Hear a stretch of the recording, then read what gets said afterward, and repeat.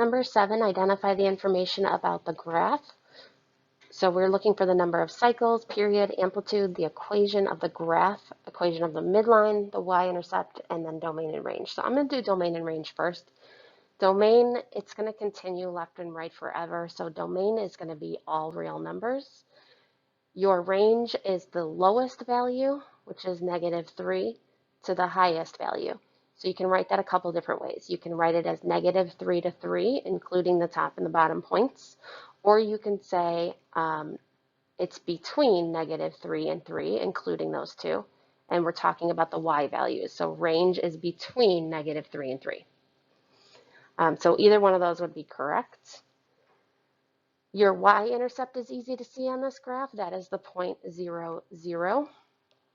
And then everything else kind of goes together. So when I look at the highest point up here, we said that was at 3.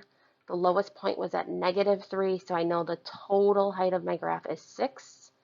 So that means my amplitude is 3, +3. So if I go 3 down from the top, 3 minus 3, that puts me at 0 for my midline. So y equals 0 is my midline. Or from the bottom is -3, so if I go up 3 my amplitude, that puts me at my midline, which is y equals 0. So your period is one cycle of this graph. So one cycle of the graph, I know I kind of just crossed it off, but it looks like the period is pi over 2. The number of cycles from 0 to 2 pi, so 2 pi is out here. So I already went 1, 2, 3, 4. So there are 4 cycles, and you guys remember that that is the variable b. So my equation of my graph, it's starting on my midline at 0. So this is a sine graph. So if it starts on your midline, we're going to say it's sine. So we need our amplitude.